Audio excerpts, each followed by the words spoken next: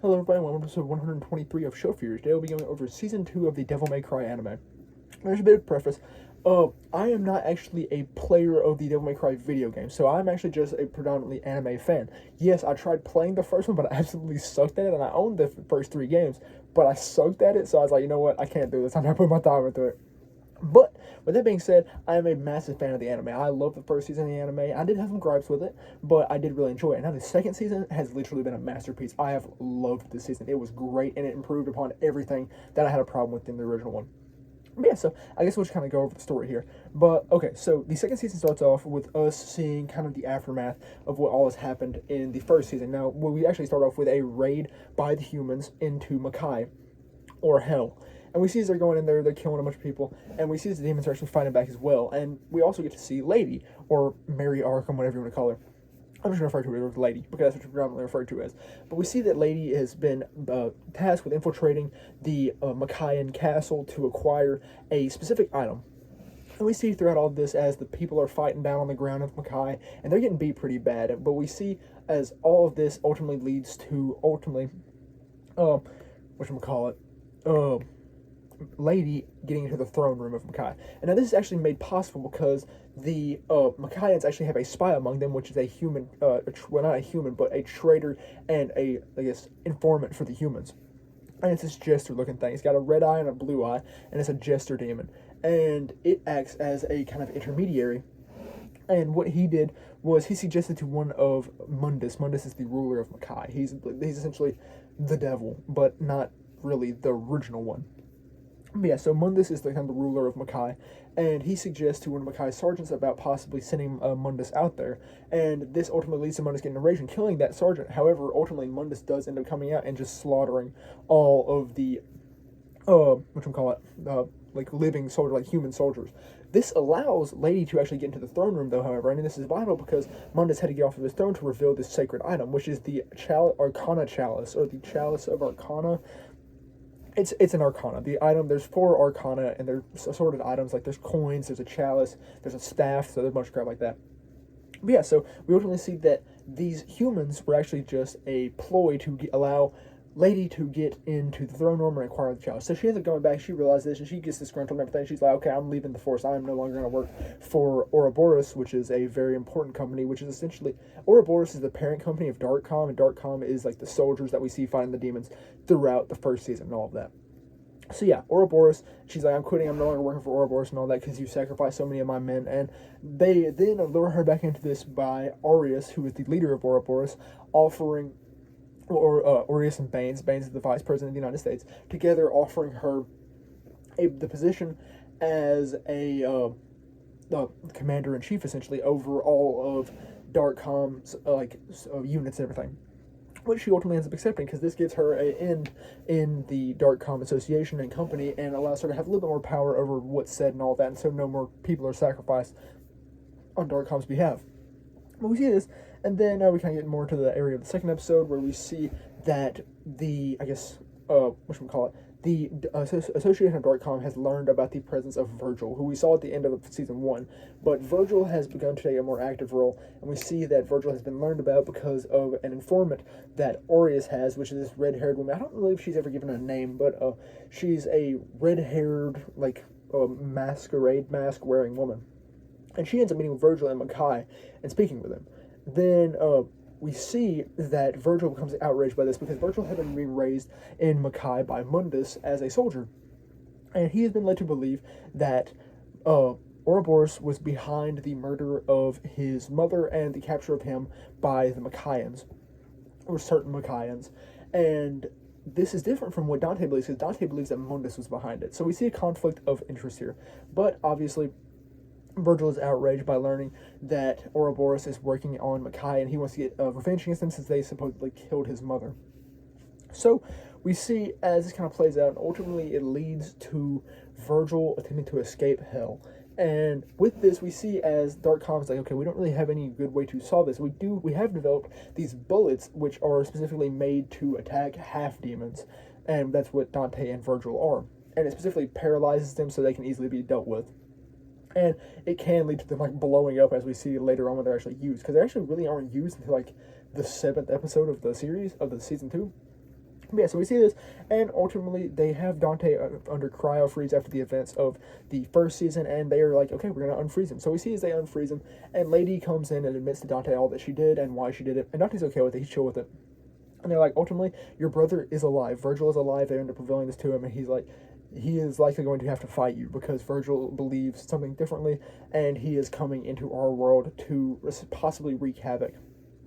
So we see in the third episode as Virgil ends up coming into town, and him and Dante end up meeting at the Washington Memorial, and this fight is so cool. This is literally one of the best fights in all the series. We get to see Dante and Virgil go up against each other, and it is crazy good. Like, it is phenomenal, creme de la creme stuff. But ultimately, we see as Virgil ends up coming out pretty handedly, and we see as he ultimately ends up stabbing Dante through, and Virgil kind of goes out into the world to do something. He ultimately ends up disappearing, essentially. But this does not, a permanent disappearance. We actually see as he ultimately ends up getting on a television show and revealing to the world, like, the nature behind Ouroboros and all of that, about how Ouroboros had kind of been, like, working with the demons and stuff like that, and how they had been within the demon realm, and how they had been plotting everything. And he almost reveals that Arius is the one, but Arius has mass connections to everyone around in the media and stuff like that, so he's able to cut it off. But yeah, so he just really reveals the connections of Ouroboros to Makai and everything.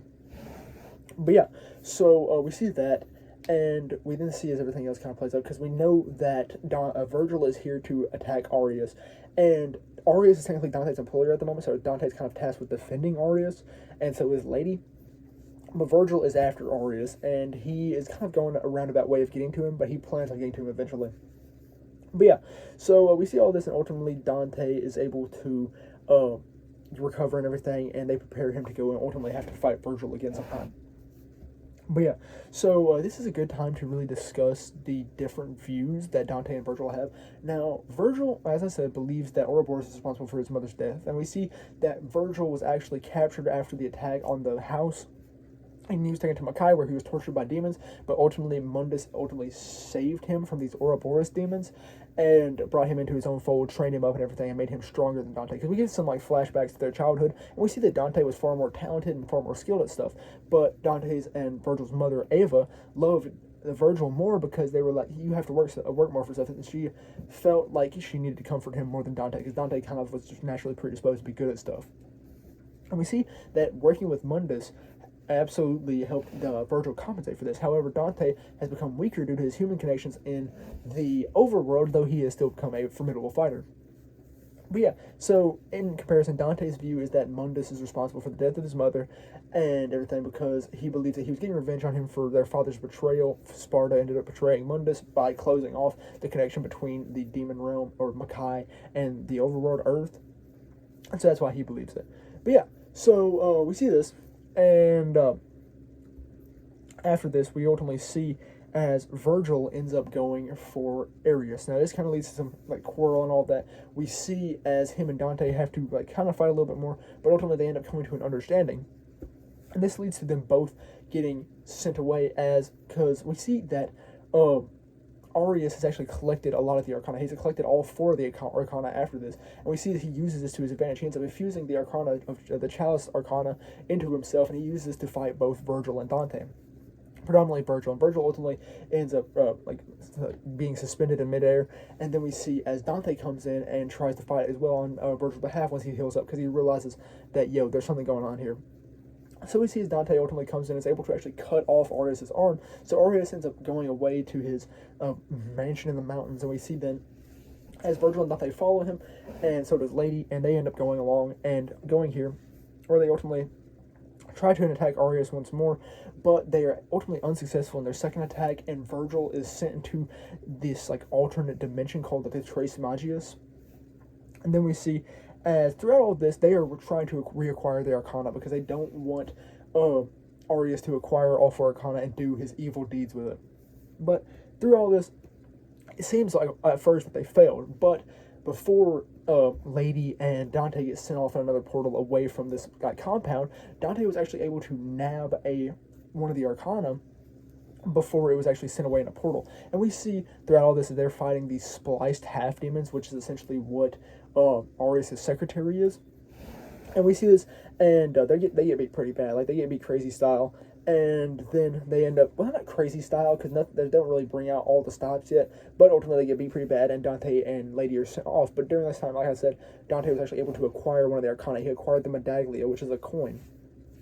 But yeah, so we get sent off, and we see as they're laying in the road here, and a truck comes by, because they just spawned in the middle of nowhere. A truck comes by, almost hits Lady, but Dante ends up saving her, and they share a kiss. And this is where their romance kind of kicks off. But it's not really a romance. It's more so a friendly relationship with benefits. I really don't know how to explain it.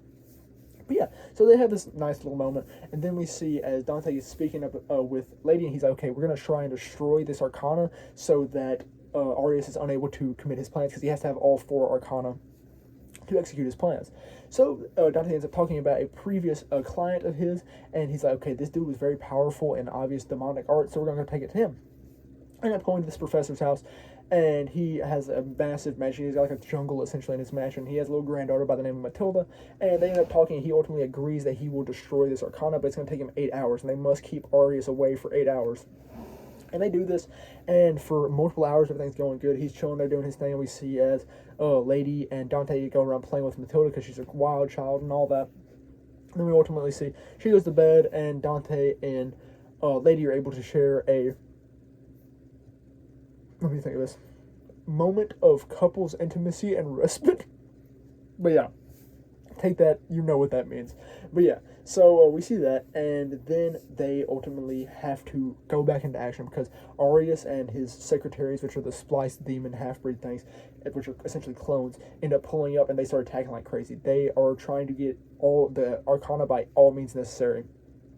And we see as they're fighting, they're getting absolutely beat because there's so many of the secretaries that are overwhelming them. We actually see as the professor is killed, Matilda is forced to hide with not a medallion, but with a medallion that Dante gave her so that he could be recognized by as being a defender of Matilda, which actually comes into play later on.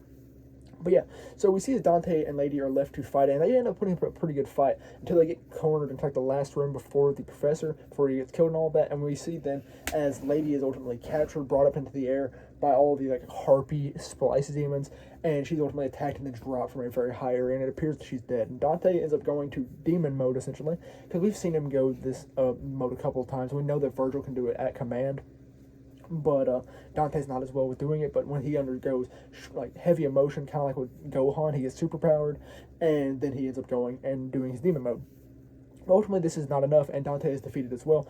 And before any of them they can really do anything, we see as Arius takes the Arcana and heads back. Now, during all of this, we actually see that the president is killed by Darkcom members, because before this we had seen as Hopper had actually negotiated with Virgil, and this was happening during like the TV stuff. I don't know why I mentioned this because it's not super important, but we see as Hopper is killed and Baines becomes acting president, and he was killed because he was negotiating with Mundus through Virgil, and Arius couldn't allow that, so he had him killed. But he didn't really absolutely have him killed. But one of the Darkcom soldiers lost his nerve and ended up shooting him. But yeah, so that kind of has a fallout. And then we see as Lady is ultimately taken by Baines, and Dante is taken by Arius, or Dante is forced to see just certain memories, stuff like that, and he's like tested on everything, but ultimately he's able to escape this. And Lady, while through talking with Baines, is ultimately able to negotiate with Baines, and Baines ends up walking off, and we kind of see their relationship, how it played out and all that. We see that Lady's mother, in fact, was eaten by the beast that was her father, or at least came from her father, because her father willingly gave up his humanity to turn into a demon, and he ultimately ended up eating her mother because of this transformation, which is crazy. But we see all this and see that Baines became our father figure after this incident, because our Lady had been kind of going around and all that, like doing her own demon killing, but they ended up meeting at one point, and Baines became our father figure through that, and kind of her superior at the same time. But yeah, so we see this, and we see that Baines ultimately has Lady under like surveillance and capture, but he ultimately ends up leaving her and saying that he's going to go and essentially do the work of God in America. And we see that she's left with the dude who killed the president, and he obviously does not have much of a nerve for keeping Lady because that's his previous commander-in-chief, and he doesn't feel right keeping her there. But yeah, so we see Dante's being tested on. Ultimately, during this time, Arius ends up heading to this big meeting where he is going to summon Argisax. Argisax, that is his goal, is to resurrect as Argisax, or resurrect Argisax and be reborn as Argisax, who was the previous demon lord before Mundus, and Mundus actually overthrew Argisax. But yeah, so, and he was, Argisax is referred to as like the original devil, so he's like Satan essentially. But yeah, so we see this, and they're having a big party and everything, and we see as Baines actually comes in, and he's like, I will not allow you to go down there and massacre everyone, and essentially allow the Makai to return to the state that it was, so that it was renowned as hell. But this ultimately ends up being frivolous, and we see as Lady's actually able to escape due to the help of the previous dude. How much do you call him the football player? Because he was using football and propaganda by Darkcom, because he was like some big NCAA football player and all that. So I'm just calling him the football player. Ends up releasing Lady, and we see as she makes it to the top, but we see then as Baines ultimately is killed because of his betrayal of Aureus, and she is too late. And then during this time, we see that all the Arcana are used to turn Aureus into Argisax and fuse them together as one entity, essentially. And during this time, like I said, Dante is actually able to escape. And we see also, I forgot to mention, but while the mansion raid was happening, we actually got to see as Matilda was sent to the Trace Magius' world, and it was revealed to Dante and all that. And we see that her and Virgil actually run into each other during this time, and they actually end up, well, Virgil actually ends up protecting Matilda, and we actually then see as Virgil, as he's going through this work, he actually learns the truth about how Mundus, in fact, did kill his mother, and why he killed his mother, and everything like that. So, after this, we see as everything's playing out, we see as Argisax is fully summoned. He kind of looks like Kurama from Naruto, because he's got the big, like, Naito stuff like that. He's got a red aura around, reddish-orange aura, and, like, when Aureus was actually first turned into Argisax, it looked kind of like a Nine-Tails coat or something like that, kind of like Three Tails or whatever. But yeah, so that was really cool. Or more like when, I think it was Seven Tails, when Naruto was like almost a fox form, but he still had human attributes. But yeah, so we see this, and ultimately Argisax starts rampaging around and all of that. And we see that Lady and Dante are trying to fight at it, but then ultimately Virgil is actually able to escape from this Trace Magius' world with Matilda in tow. And he ultimately ends up leaving Matilda with Lady and all of them. And then him and Virgil start, Dante and Virgil start fighting against Argisax. And we get to see a really cool fight and all this. And ultimately they realize that they are actually not going to be able to beat Argisax on their own. So they're like, we have to send him back to Makai, because at Makai, Mundus actually has a chance of beating him. So they end up fighting him and everything. And what they end up doing is they end up giving the Blade of Sparta to Lady, so Lady can open the rift between Makai and Earth, and they can blast him back into Makai, or Argisax back into Makai. So we see all this, and it plays out, and ultimately, we see as Lady combines the two stones from Virgil and Dante, puts in the sword, pours their blood on it, and then opens the rift between Makai and Earth. And throughout this, we actually saw as Dante and Virgil were discussing about how to activate their devil triggers, and they learned that it's caused through intense emotion, which they both are able to do successfully. And this leads to them being able to imbue their guns like this. This actually doesn't lead to it, but it leads up to it. We see as they imbue their guns with their powers, and they shoot Argisax and send him flying into the demon realm. They go in there with him to ensure that he is defeated. And during this time, we then see as Lady actually loses control of the hole between the rift, and the sword ends up actually falling into the hole of Makai, because she lost consciousness because she was holding on for like a rail and all of that. And ultimately she was saved, but she lost her grip on the sword and it ends up flying into Makai. But yeah, so we see this, and then ultimately the rift ends up remaining open since it's in Makai, and like the separation hasn't been made. So yeah, and then we also see some more stuff on Earth. We see as Lady and Matilda ultimately end up fighting off more of the Secretary Beast things, and ultimately we actually see as Matilda kills the main Secretary, and she insults the Lady, and like not the Lady, but the Secretary thing in a phenomenal way. It was really goofy, really funny to hear from a little kid. But yeah, so back to the stuff happening in Makai, we see as the sword lands in there, and Mundus instantly learns, yo, Argisax, my main op, is in Makai, so he goes and he easily pieces up Argisax. Argisax is obliterated. And then we see some more conversation between Dante and Virgil, and ultimately Virgil ends up revealing to Mundus that he in fact knows that his mother was killed by Mundus, and we see as Mundus kind of explains more about Sparta. We see that Mundus actually in fact wasn't that powerful of a demon when he killed Argisax, and that Sparta had actually kind of been revolutionary for a longer time. but Sparta wasn't as close to Argisax, so he couldn't kill him, but Mundus was able to because he could. Mundus kind of rose to the position of king after that because he was already in the government. We see that Sparta became a strong and tough ally, but Mundus kind of lost his ideals along the way and started seeking more to expand the empire rather than make the world of Makai a better place for the demons. And during this is the reason why Sparta actually ended up betraying him and blocking the rift between the overworld and Makai.